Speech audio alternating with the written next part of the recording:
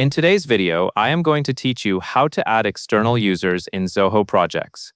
This is useful when you want to give a client, vendor, or other outside collaborator access to specific projects without adding them as internal team members.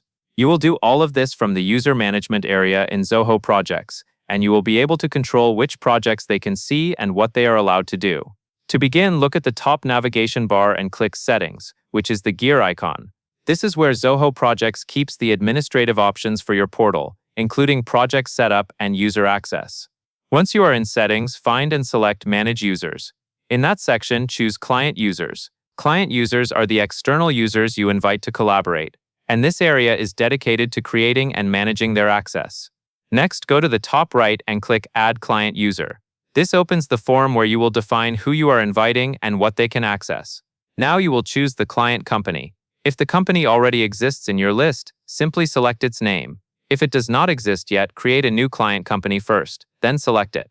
Keeping client users organized by company makes it much easier to manage access later, especially if you work with multiple external organizations. After that, enter the user's email address. Make sure the address is typed correctly, since this is how the invitation is sent and how the user will sign in.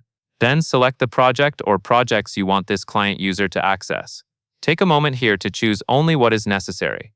Limiting access to the relevant projects helps keep information organized and reduces confusion for the external user. Finally, set their permissions, and then add the user. Permissions determine what they can view and what actions they can take inside the project, so choose settings that match their role.